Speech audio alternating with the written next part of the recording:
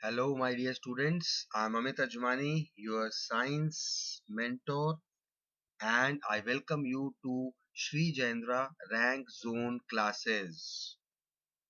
So, are you all ready for the questions of the chemical reactions and equations? I hope you all remember that in the previous class we have finished off the chapter, and obviously today some exercise time, exercising your brain. And I really hope that my words would have made a difference, which I told in the previous session at the end of the class. And I hope that today more students are prepared while taking up these questions. So let's start the show. Huh? Good. Now, before taking up these questions, I hope that you all know the instructions. You are ready with your pens and registers to note down wherever you find something new coming up that you already didn't know. Second thing, please make sure that how many questions you already know the correct answers of and how many questions you are giving the incorrect answers. At the end of this class, I'll make sure to ask you people to count your errors. Fine? So that ways you will be able to relate your own level. Okay? So let us take it as a test. Let us come to the very first question of today's class. Which of the following is a displacement reaction? Now, in a displacement reaction, we know that a more reactive element or metal displaces a less reactive one. So let us try to see our options. Option number 1 is magnesium carbonate MgCO3 giving MgO and CO2. No, because it is an example of decomposition reaction. One reactant is decomposed into two products.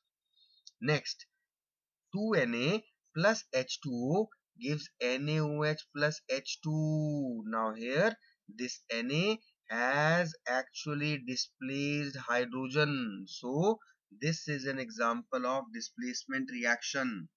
But do not leave the question here, because we have already seen many a times that some other is also given, and in the next last option it is given that both B and C, both A and B, like these. So we need to relate, and plus it is the revision that we are doing. So the other reactions will try to revise side by side. Like in case C, hydrogen and oxygen are giving water. This is not a displacement reaction, we know, but we will revise ourselves by telling what exactly it is. It is a combination reaction in which two reactants are combining together to form one product. Next is PbNO3 whole twice. What is the name of it? Revise it yourself. It is lead nitrate. When heated, gives lead monoxide plus nitrogen dioxide plus oxygen. This is also not a displacement reaction. It is a decomposition reaction. And if you want to actually revise it, then also make some additions to revise your own learning. Nitrogen dioxide, brown fumes, right? So this is what you should do as a good student. Okay, let us see the next question. In the first question, B is our correct answer. Next is magnesium ribbon is rubbed before burning because it has a coating of basic magnesium carbonate. Yes, this coating is formed because of its corrosion. When magnesium is kept in open air, it reacts with water and carbon dioxide to form basic magnesium carbonate, which is MgOH whole twice dot MgCO3. This is magnesium hydroxide, which is a base, so we call it basic magnesium carbonate. There is a dot between, it is a combined molecule. Okay, so you need to remember what is basic magnesium carbonate and how it is formed. All right, let us come to the next question, third part. Which of the following statements about the given reaction are correct? Now this is what we need to focus, that one option is correct or maybe more than one options are correct and there are few incorrect also. So now try to focus each and every statement, very concentrate very deeply, see them. Fe plus H2O gives Fe3O4 plus H2. So first thing we can see is this is a displacement reaction, right? Now which particular statement is correct? Let us try to relate one by one. Iron metal is getting oxidized. Let us see, over here in the reactant is what? Iron, and here it has become iron oxide. So of course oxygen is getting added. This is a correct statement. This is true, right? Water is getting reduced. Now if iron is getting oxidized, obviously we know that every reaction is a redox reaction. So water will be getting reduced. Let us counter check. In reactant it is water, in product it has become only H2, hydrogen gas. So oxygen is getting removed. So this is also a correct statement. It is true. Water is acting as a reducing agent. Now we have said that water is getting reduced and we know that the substance reduced is oxidizing agent, not reducing agent, right? So this statement is incorrect. It is false. Next statement is water is acting as an oxidizing agent. Yes, water is acting as an oxidizing agent. True. So out of these four, only third statement is incorrect. Rest first, second and fourth are correct. So let us see our options. In the first option, it is first, second and third. Third is incorrect. Wrong option. This is second and fourth. Wrong option. First is also correct. First, second and fourth. This is our correct option. Okay. First, second and fourth. This is our correct option because these three statements are correct about the above reaction. Okay, let us see the next question. Oxidation is a process which involves addition of oxygen. Yes. Addition of hydrogen. No, it is removal of hydrogen. Removal of oxygen. No, it is removal of hydrogen. Removal of hydrogen. Yes. So I think there is something wrong because here two options are correct. Oxidation is a process which involves oxidation is addition of oxygen and removal of hydrogen.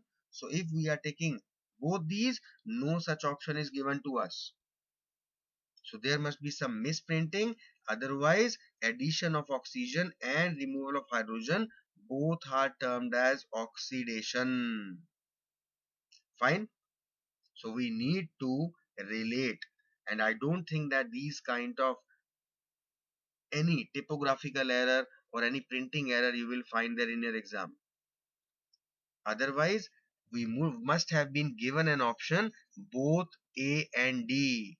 So in this case, if the option given is both A and D, we will mark that option to be correct because both addition of oxygen and removal of hydrogen are actually oxidation processes. Okay. Next question. Which of the following are exothermic processes? Exothermic, review your concepts. The heat energy is liberated. Reaction of water with quicklime. Yes, it is exothermic. Calcium hydroxide. Slake lime is formed. This is also called slaking of lime. And this reaction takes place with a hissing sound because of the exothermic process taking place. Dilution of an acid. Yes, when the acids are diluted, you have studied in acid, bases and salts in second chapter that concentrated acids are diluted by adding water, but we need to take a precaution. We always add acid to water. and never water to acid, because this addition reaction is quite exothermic. So it may cause explosion and causing injury to us. So of course it is an exothermic process. Evaporation of water, no, it is not an exothermic process. Sublimation of camphor, no, because both these processes absorb energy. When you heat water, it will get evaporated. When you heat camphor, it will sublime. So they are endothermic. So out of these, only first and second reaction, these are exothermic processes. Clear? Next, the same error I can see here also. The process of reduction involves addition of oxygen? No. Addition of hydrogen? Yes. Removal of oxygen? Reduction is removal of oxygen. So this is also a correct option. Removal of hydrogen? No, that is oxidation. So again, we have got the same type of error here.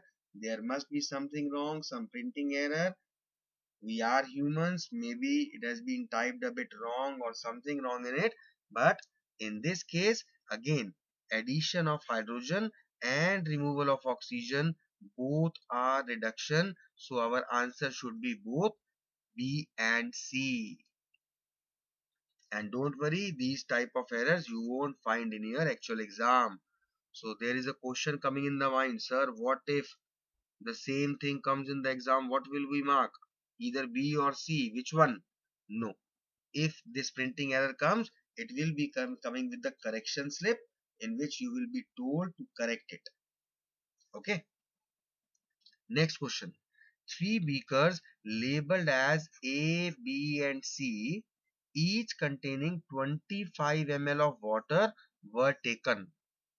Now a small amount of NaOH, sodium hydroxide, which is also known as caustic soda, anhydrous copper sulfate, CuSO4, and NaCl, sodium chloride, were added to the beakers A, B and C respectively. That means we have added NaOH to A, copper sulfate to B and NaCl to C. Right? It was observed that there was an increase in the temperature of the solution contained in beaker A and B. So when water, it is contained in all the beakers, it reacts with NaOH, energy is liberated, right? Temperature is increased, that means exothermic reaction. When copper sulfate is added, then again temperature is increased. Whereas in case of beaker C, the temperature of the solution falls. Now why exactly it falls? Because it is an endothermic reaction which has taken the heat from the atmosphere. That is why the temperature decreases. Which of the following statement is or are correct? In beaker A and B, exothermic process has occurred. Yes, exothermic, because the temperature is increasing. So heat or energy must have been liberated. In beaker A and B, endothermic have occurred. No. In beaker C, exothermic is taking place. No, because in beaker C, endothermic is taking place. So option number 1 and 4 are correct, and therefore we will mark the answer to be C. Option number 1 and 4 are correct. You see what are the various ways in which the questions may be asked. It was simply exothermic and endothermic reactions, which were very, very simple when you did them. But the way the examiner is going to ask the question, you need to relate what exactly is being done, what is being asked, and then apply your concepts and your knowledge. Let us come to the next question. Give the ratio in which hydrogen and oxygen are present in water by volume.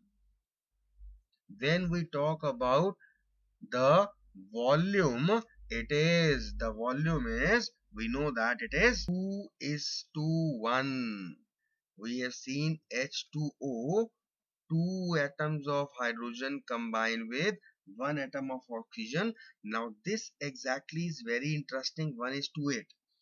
This is actually the answer if we have been asked the ratio of hydrogen oxygen by mass, because then our answer would have been 1:8. By mass it is 1:8 ratio, and by volume it is 2:1 ratio. So in this particular question, C is our correct answer. Next question: which among the following statements are true? Exposure of silver chloride to sunlight for a long duration turns grey due to silver chloride turns grayish. Why? Because of the formation of silver by decomposition of silver chloride? Exactly. Sublimation of silver chloride? No. Decomposition of chlorine gas? No. Oxidation of silver chloride? No other thing is getting there except sunlight. So no oxidation is taking place. So our correct answer is option 1 only. Okay. Let us come to the next question. In this reaction, this is the same reaction that we have done in the class. That is MnO2 plus HCl gives, this is MnCl2 plus 2H2O plus Cl2. Identify the substance oxidized in the above equation. Which is the substance oxidized? We have seen that MnO2, this MnO2 is getting converted into MnCl2. So oxygen is removed. This is the substance reduced. Whereas HCl, it is converted into water. That means oxygen is getting added. So our correct answer is HCl. HCl is the substance oxidized in this above reaction. Okay. Next, a substance X is used in whitewashing. This is used in whitewashing and is obtained by heating limestone in the absence of air. Identify X. Limestone we know is calcium carbonate. When we heat it, it decomposes into calcium oxide and carbon dioxide. So what is the substance X? This is calcium oxide, and this is used in whitewashing. When this substance X is added in water, it forms calcium hydroxide, that is slag lime. This slag lime is applied on the walls where it reacts with carbon dioxide and again forms calcium carbonate layer which shines. So here the correct answer is CaO. This is used in whitewashing. Next, when silver Ag is exposed to air, it gets a black coating of. This coating is of silver sulfide. Silver is very less reactive. So normally it doesn't react with oxygen or carbon dioxide or water. And in air, it doesn't react with either nitrogen dioxide to form silver nitrate. No. So the correct option is silver sulfide, because silver reacts with hydrogen sulfide present in the air to form silver sulfide, which is black coating. Fine. Next, which of the following is an endothermic process? A process in which heat is to be given in. Dilution of sulfuric acid. Acids are diluted. It is exothermic process. No. Sublimation of dry ice. If we want to sublime dry ice, we have to heat it. Yes, it is an exothermic reaction. Condensation of water vapors. No. It is also not an endothermic reaction. Respiration in human beings. No. It is an exothermic reaction. So our correct option is sublimation of dry ice. This is our B option. Correct? Let us come to the next question. In the double displacement reaction between aqueous potassium iodide and aqueous lead nitrate, remember when I taught in the previous class, I specially told you that this was the most important reaction, and I specially mentioned that a yellow precipitate of lead iodide is formed. Fine. Now the question is different. While performing the activity, if lead nitrate is not available, which of the following can be used in place of lead nitrate? Can we use lead sulfate? No, because in bracket it is specially mentioned insoluble, right? So we cannot use being insoluble. Lead acetate, it is used. Lead acetate is used. Ammonium nitrite, no, we cannot use ammonium nitrite. Potassium sulfate, no, because there will be no displacement, double displacement reaction taking place, because already we are having potassium iodide. So the correct answer here is lead acetate, which is used in this particular process. Okay. Next question.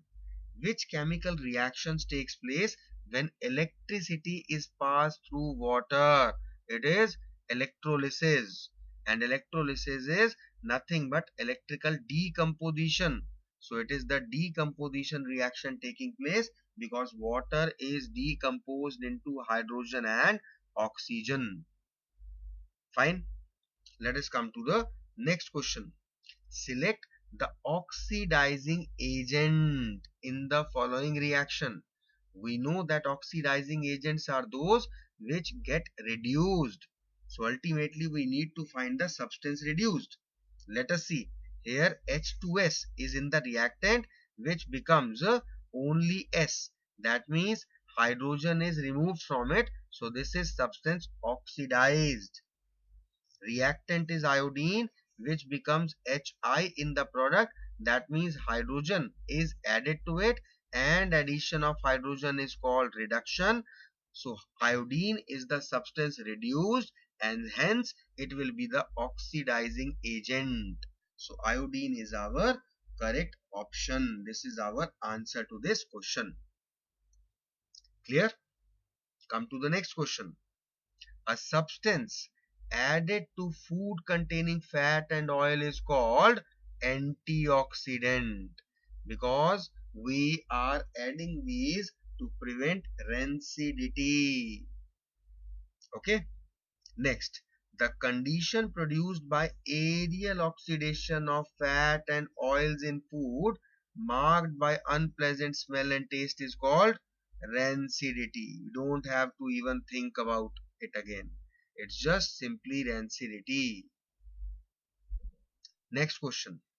Electrolysis of water is a decomposition reaction. We know that the mole ratio of hydrogen and oxygen gas liberated during electrolysis is the mole ratio. Number of moles, it will be 2:1. Why? Because two hydrogen atoms combine with one oxygen atom to form water. Okay. Let us see the next question. When SO2 sulfur dioxide gas is passed through saturated solutions of hydrogen sulfide, which of the following reactions will occur?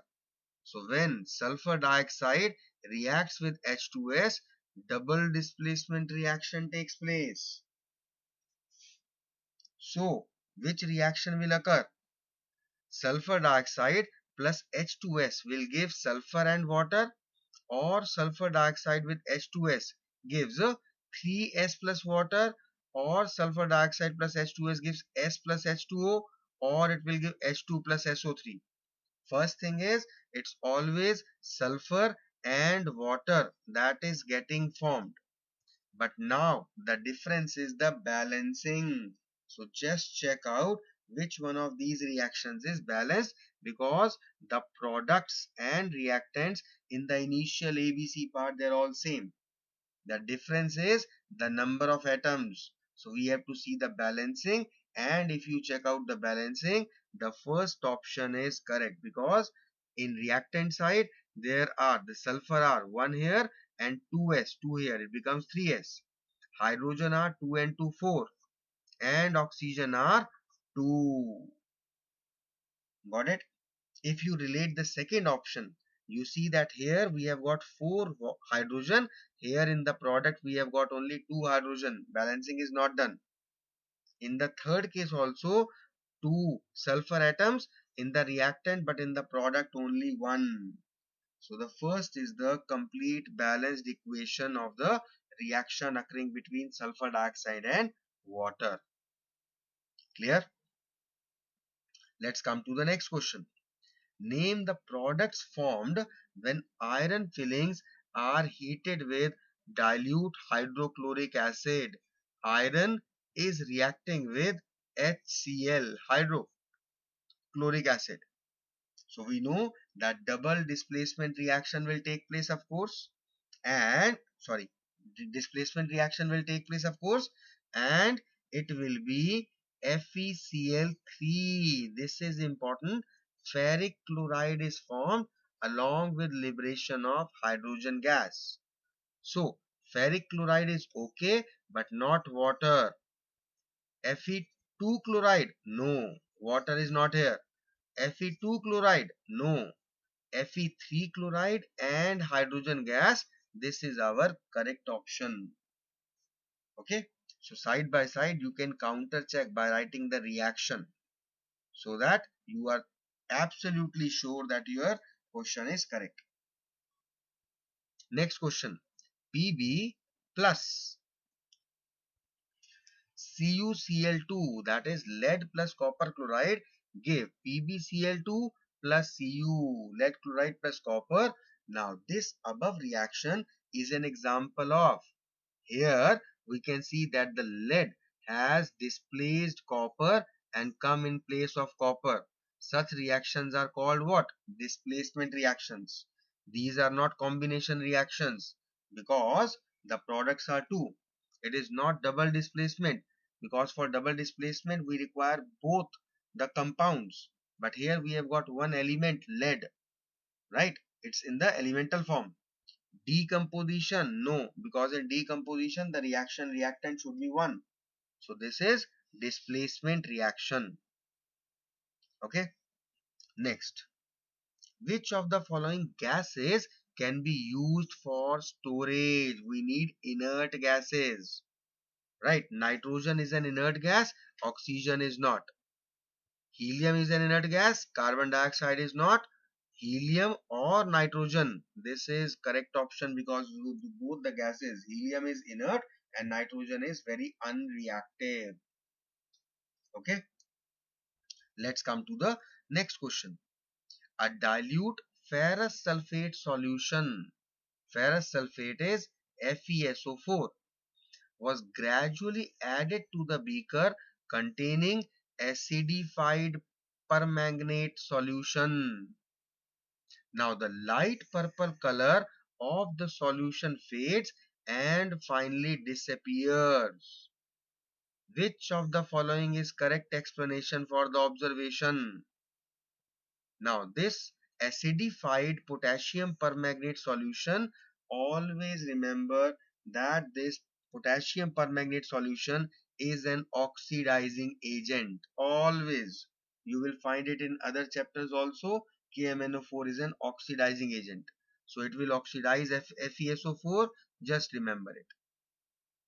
Okay. This is an oxidizing agent, and this is mainly used for the purpose of oxidizing the other substances. In carbons compounds, you will find a very important use of this KMNO4 acting as an oxidizing agent. Okay. Next question. 25th. In which of the following chemical equations the abbreviations represent the correct state of the reactants and products involved at reaction involved at room temperature? Now, H2 is liquid, of course not, we know gas. Oxygen is liquid, no, we know it is a gas. Hydrogen is a gas, correct. Oxygen is a gas, correct. Water is a liquid, correct. Hydrogen is a gas, correct. Oxygen is a gas, correct. Water is a gas, no. So our correct answer is C. Fine. Hydrogen and oxygen combine together to form water. Next question. When green colored ferrous sulfate crystals are heated, ferrous sulfate crystals. So we know that ferrous sulfate is FeSO4 and ferrous sulfate crystals are FeSO4.7H2O. They contain 7 water of crystallization molecules.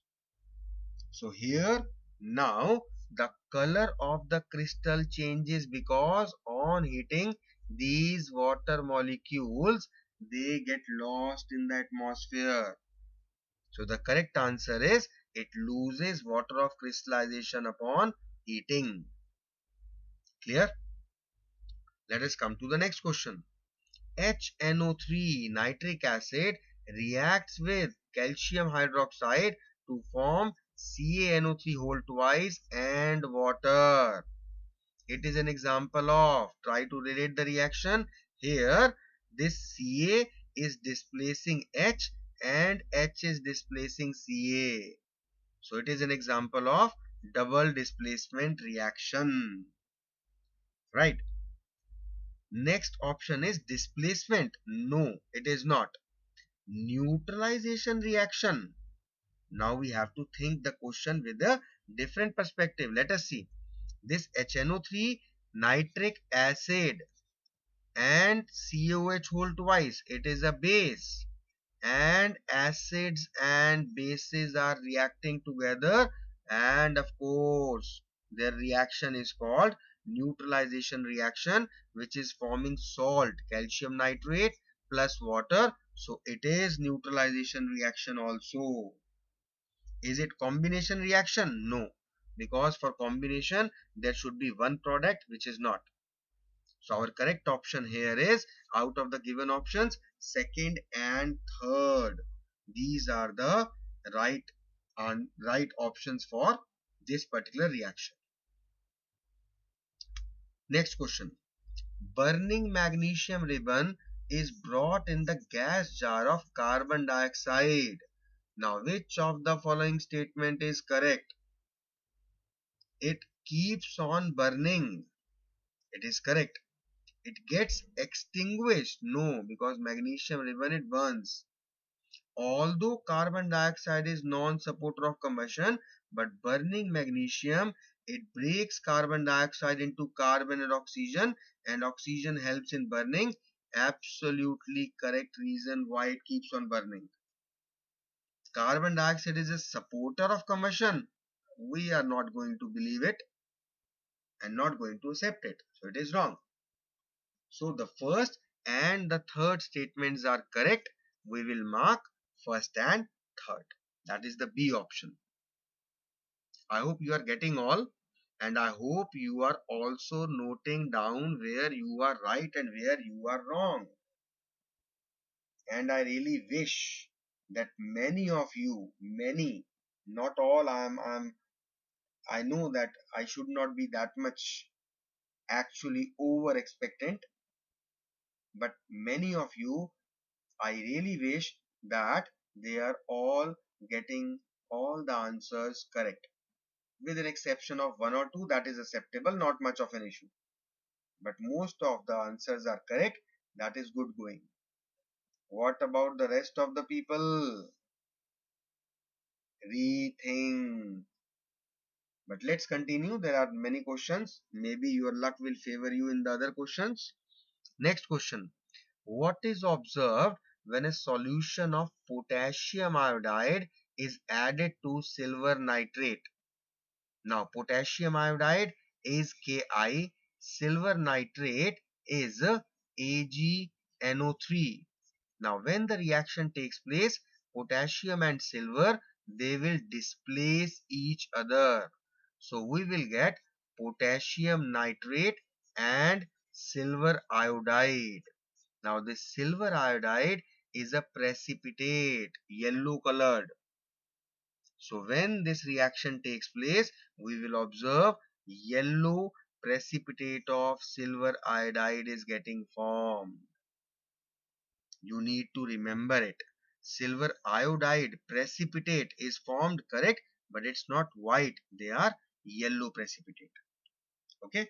So it's not the B option. It should be the C option that we need to mark. Next question. Identify X, Y, Z in the following balanced reaction. We have to just check the balancing. Let us see X. If I put X to be 2, so now it is 2 Pb. Now it is nitrogen will be how many? 2 into 2, 4. And oxygen will be 3 into 6 into 2 is 12. So in order to make it balanced, I will take 2 Pb. I will put 2 here. Now Pb is 2. And I need nitrogen to be 2 into 2, 4. So I need to put 4 here. Now when you put this 2, 2 and 4, this B option, you will see that the reaction becomes balanced. So this is our correct option, 2, 2, 4. Please counter check it. Satisfy yourself. Convince yourself that it is the right answer or not. Next question. Which of the following is precipitation as well as double displacement reaction? So first of all, we need to see this option C is incorrect because it is not double displacement. Remove it. Right. Now we need to relate out of these are all remaining are all double displacement reactions. But we need to relate what are the products formed. Sodium nitrate and water. Sodium nitrate is soluble in water. It is not insoluble. We have got an aqueous solution. We have got an aqueous solution. So these both options are correct. Incorrect, sorry, because of these aqueous solution means in water. Now in this last case, we see ferric hydroxide is in the solid form. It is solid form, that means it is insoluble. It will get precipitated out. So this is our correct answer. For this question, you don't have to learn all the salts, whether they are soluble or solid or insoluble or precipitate. You just have to be clever enough to observe that here the states are mentioned to be aqueous and aqueous. So it is a solution in water. We need to know aqueous means solution in water. And it is the only option where we can see the product in a solid form. That means it is not soluble. So it will precipitate out. Okay. Next question. Which of the following reactions will not take place? Now here we need to relate the reactivity of the substances. Whether these reactions will take place or not, let us see one by one. Zinc with copper sulfate gives zinc sulfate plus copper. Yes, because zinc is going to displace copper, it is more reactive. KBr plus Cl gives KCl plus Br. Yes, because chlorine is more reactive, it will displace bromine. Zinc plus magnesium sulfate will give zinc sulfate and magnesium. No, this is not done. Why? Because zinc is less reactive than magnesium. It cannot displace magnesium. So this reaction will not take place. Let us see the next. Magnesium with iron sulfate gives magnesium sulfate plus iron. Magnesium has displaced iron, of course, because magnesium is more reactive. So in this question, our C part is the correct answer because this reaction will not occur. Okay. Coming to next question. Which of the following involves combination of two elements? These are all combination reactions because one single product is formed. Just try to get to the depth of the question. Here we are asked Which of the following involves combination of two elements? Let us see. NH3, HCl compounds SO2, O2. O2 is element, SO2 is compound. CaO, CO2 both compound N2 and H2. These are two elements, nitrogen and hydrogen. So this is the correct answer, the first one. Clear? Next question. In the reaction, mercury chloride plus chlorine gives mercury chloride. The reducing agent is, now in this I think there is some issue with the question because there must have been some other thing given. This is not balanced. Okay, is it balanced? Yeah, it is balanced. Yeah, then it's fine. It's a combination reaction taking place actually. Here we see that mercury chloride is remaining as mercury chloride. Chlorine is added. Now, chlorine is added to mercury chloride, and we know that chlorine is a non-metal, and addition of non-metal. The fourth point of oxidation and reduction reactions, you remember? Addition of non-metal and metal. So, addition of non-metal is called oxidation. So, if we want to find the reducing agent, we know that the reducing agents are the one which are the substance oxidized. And here the oxidation process is taking place of mercury chloride. So mercury chloride will be the reducing agent. Clear? Let us see the next question. Oxidation involves gain of electrons. No, it is reduction. Loss of electrons. Yes. Addition of oxygen. Yes. Removal of hydrogen. Again, yes. So, second, third and fourth, all the three are called oxidation. That is why our correct option is B. The second, third and fourth statement all are correct when it comes to oxidation. This is our right answer. Fine. Next question is the formula of ammonium phosphate is. Now, you need to relate the formula. Ammonium is NH4 having valency 1. Phosphate is PO4 having valency 3. So, cross multiplying, we will get NH4 whole thrice PO4 because the valency of ammonium is 1 and valency of phosphate is 3. Got it? Let us come to the next question now. Which of the following is a thermal decomposition reaction? You are giving heat to break it down. Nothing is specified on the arrows. So, first thing, water. Now, water we know that breaks up into hydrogen and oxygen not by heat but by passing electric current. So, this is not our thermal decomposition. AgCl. Now this happens in the presence of sunlight when AgCl breaks into Ag and Cl2. Again, this is a photo decomposition, not a thermal decomposition. Fourth option, hydrogen and chlorine gives HCl. It is actually not decomposition. It is a combination reaction. So the correct option is zinc carbonate when heated breaks into zinc oxide and carbon dioxide just like calcium carbonate. When we heat calcium carbonate also breaks down to form calcium oxide and carbon dioxide. Same is the case with zinc carbonate. So C is the correct option, correct answer of this question. Next question. The following reaction is an example of what type of reaction is taking place? NH3 plus 5O2 gives NO plus H2O. What type of reaction it is? Number one, it is an example of displacement reaction. Correct.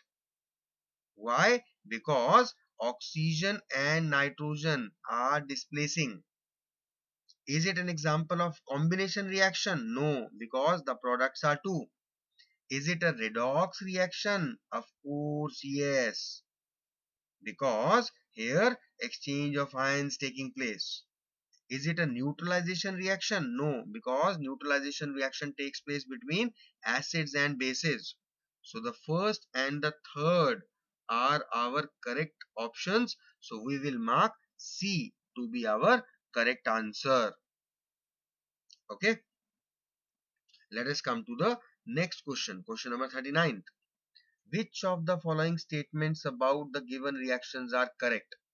Fe plus 4H2O gives Fe3O4 plus 6H2. Here, iron metal is getting oxidized. Yes, iron metal is getting oxidized. This question is repeated. I suppose we have already done it. Water is getting reduced. Yes. Water is acting as a reducing agent. No, because water is getting reduced, so it is acting as an oxidizing agent. So the correct option is C.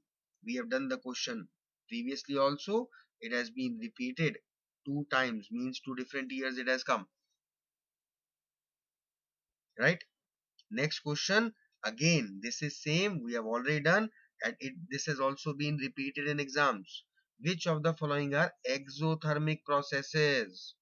Reaction of water with quicklime and dilution of acid are exothermic. Evaporation of water and sublimation of camphor are endothermic. So this is our correct option, first and third. Right? Let us come to the next question. Which among the following are double displacement reactions? Now in this, we can see that lead is independent element. So this is not double displacement. C and O2 gives carbon dioxide. This is combination reaction. Here also we have got this O2 single element displacement, maybe not double displacement. This is the only option where we can see double displacement is taking place, because both of them are in their compound form. Barium and sodium are exchanging their positions, so they are displacing each other. That is why only second option is correct. B answer is the right answer. Okay, let us see the next question.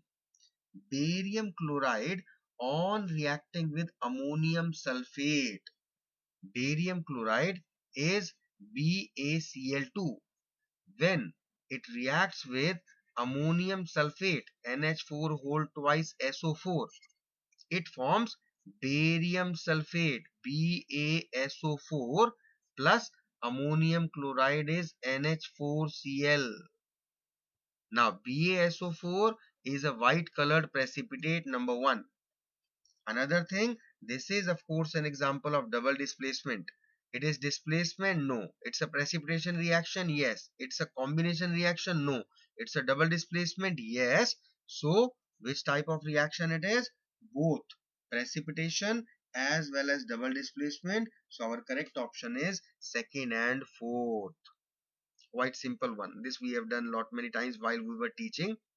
Quite simple. Next. Electrolysis of water is a decomposition reaction.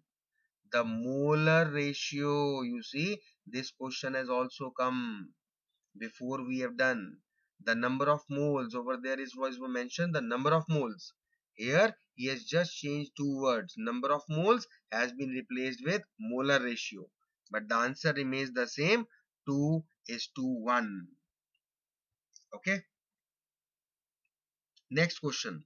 Which of the following is an endothermic processes?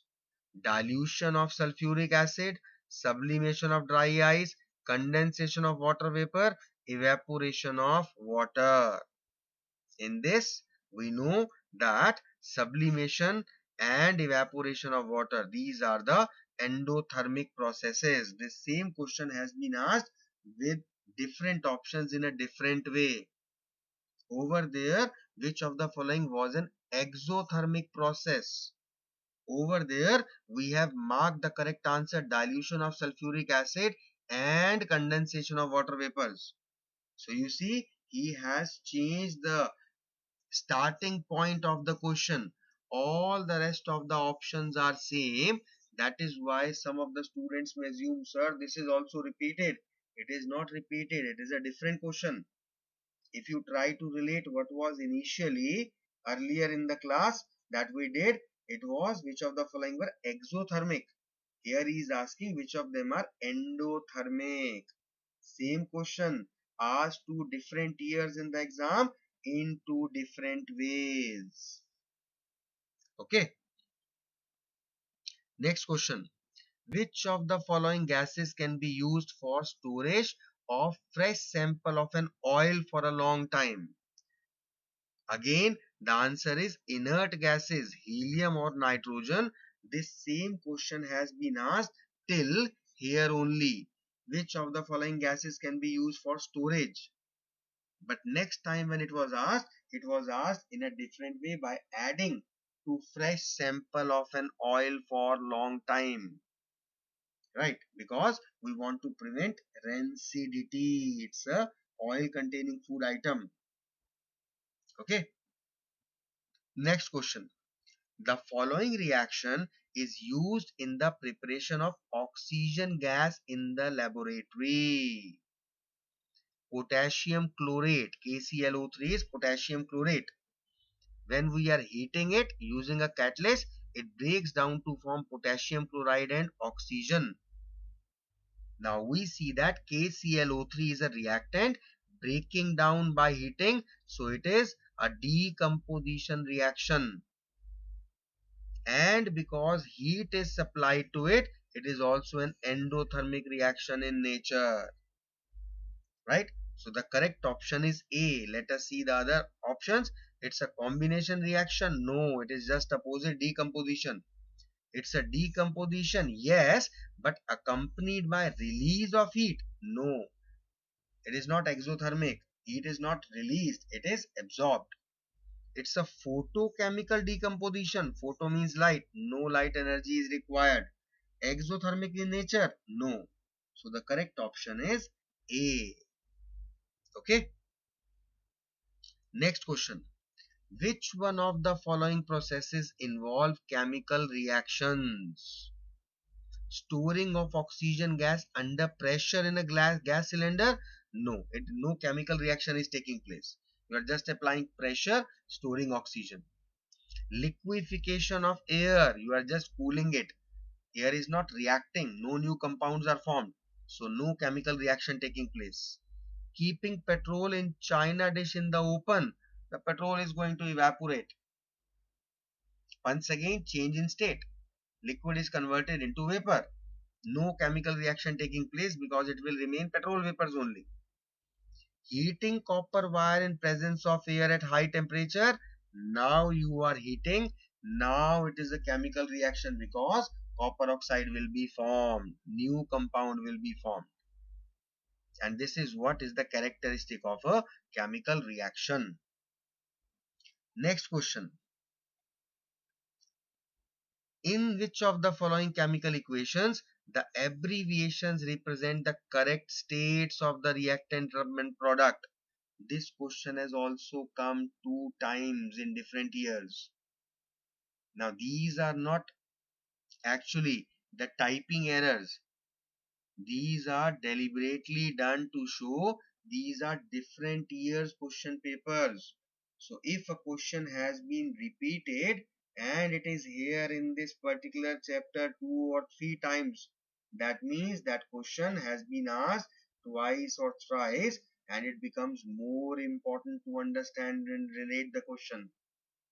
In this, we know that the correct option is this because hydrogen is a gas, oxygen is a gas, water is a liquid. Okay, fine. Next. Now you remember we did it in the last class. The brown gas evolved on heating of copper nitrate or lead nitrate, any nitrate. The brown gas is of nitrogen dioxide. I told you it was important. If you remember, while I was taking up the session on the chapter theoretical part, I told you this is important. And whatever I am telling you important, you can see that the questions are there in front of you, which have been asked in the exams. of previous years. So you need to concentrate well while you are studying, and you need to learn whatever I am telling you is important. Okay. Next, zinc reacts with silver nitrate. Now Zn is zinc. It reacts with silver nitrate, which is AgNO3. Now we know that zinc is more reactive than silver, so obviously it will form zinc nitrate and silver. And the most important thing we need to relate is the valencies.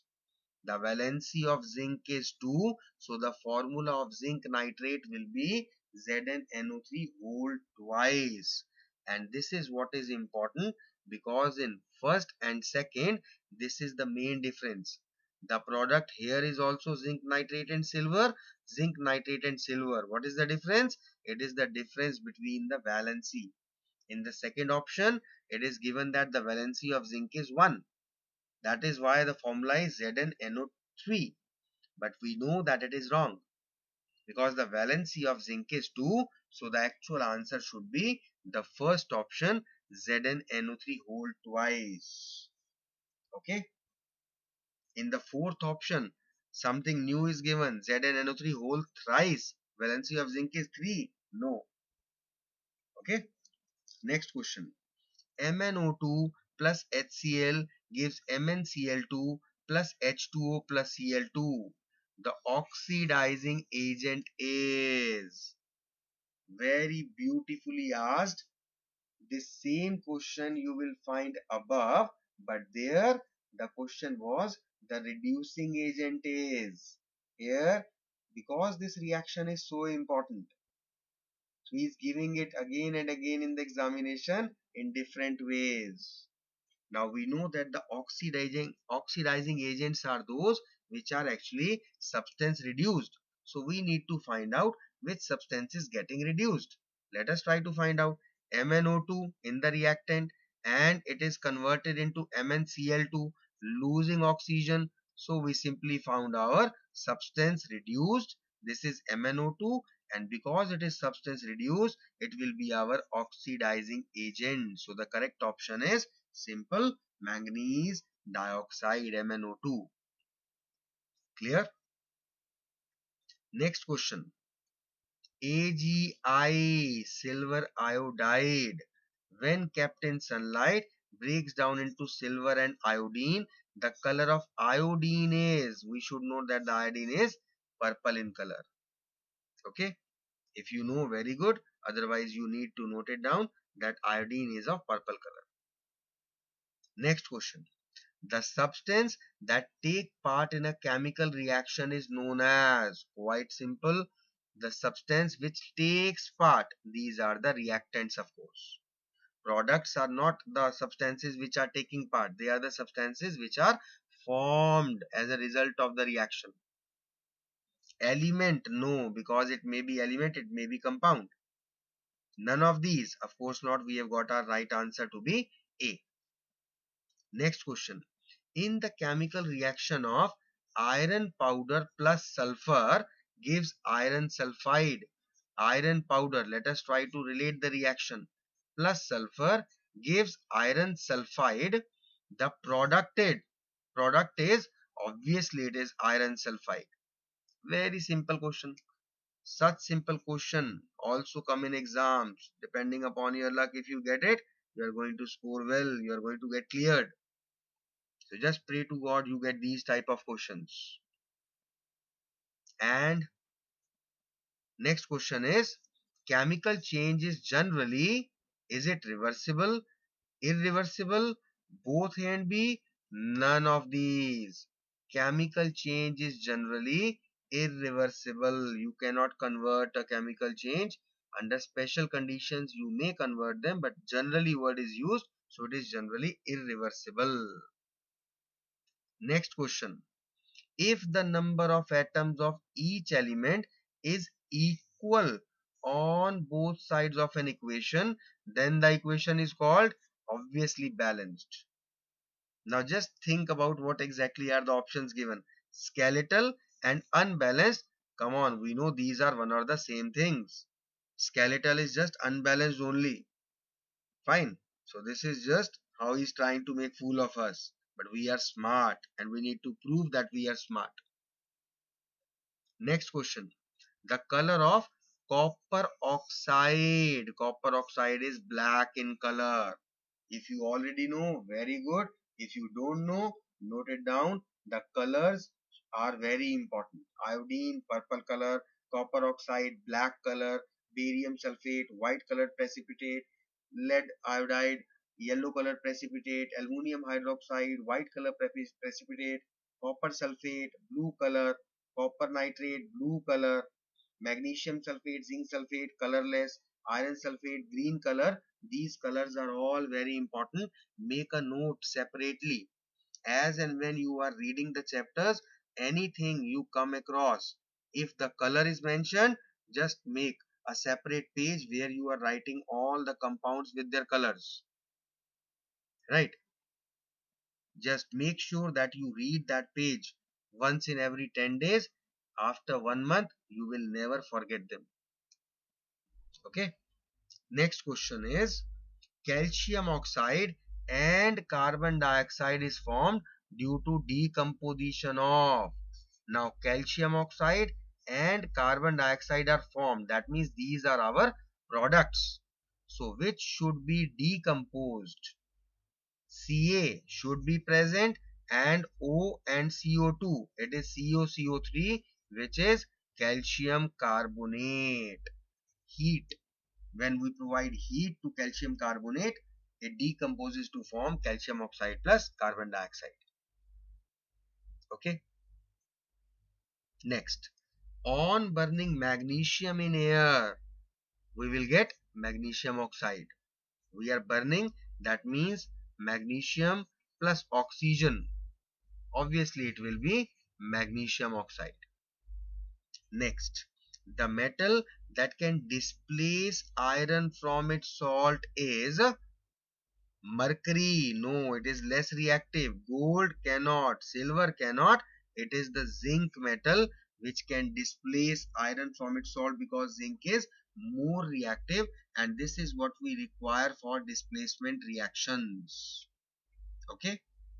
Next question. When iron reacts with copper sulfate, iron is reacting with copper sulfate to form ferrous sulfate and copper, FeSO4. Let me write it again. FeSO4. This is ferrous sulfate plus copper. Now once again, just 2 minutes back I told you how important the colors are. This is what is evident here also. We know copper sulfate is of blue color, iron sulfate is of green color. So the color changes are blue to pale green. This is our correct option. Got it? Next question. Redox reactions are useful in. They are useful in extraction of metals. Yes. Bleaching industry. Yes. Dyeing industry. Yes. All of the above. Redox reactions are used anywhere and everywhere. Got it? So these are a few questions based on the chapter chemical equations and reactions. Whenever I complete any particular question answer class, at the end, I always say these are a few questions, and I'm sure most of your students, you must be having the same statement in mind. Sir, few. Are these few questions? Ask us how long we have been sitting and doing these questions with you. But trust me, these are just a few only, because when we are talking about a chapter as a whole, there is a possibility of so many questions coming from that chapter. These are those questions which have already come, but these are not all. It doesn't mean that there are no other questions which can come from this chapter. Obviously not.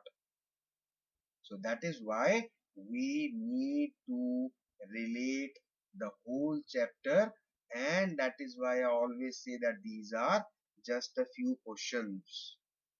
Now, after ending this, let us come to one question which I told you in the beginning of the session that I'll be asking. A bit painful question, but I think it's better to ask. So tell me, guys, how many of you have got how many correct answers and how many incorrect answers? Start counting in your notebook where you were noting down what all your incorrect are. And I'm sure those students who have got more than 15 or 20 incorrect, they must have even left writing and noting down. They must not have been noting that how many are incorrect, because they must have got irritated. So many incorrect. Rightly so. Now, if any one of you out of the 62, any one of you is above or equal to 60, very good, very nice. Your preparation is good. If it is above 55, okay, acceptable, not an issue at all. If you are above 50, you need to work.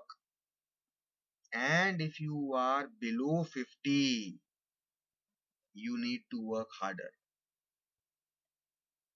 Getting my point? What I mean to say? So please assess yourself on your own. Nobody else can assess you better than you. Whenever you see a question, it is you and your heart who exactly knows whether you know the answer or not.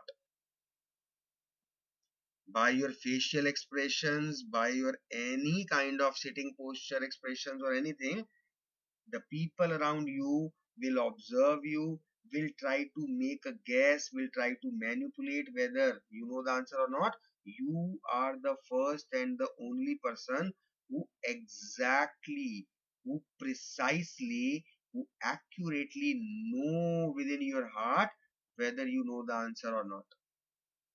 So do not try to fool your own self. Try to be honest with yourself.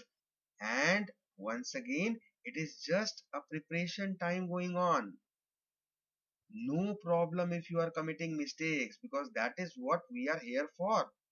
The whole purpose of conducting these is just to make sure that wherever you are lacking, we need to work and compensate for our lacking. So this is what I expect from you. Okay. So I'm ending the chapter here.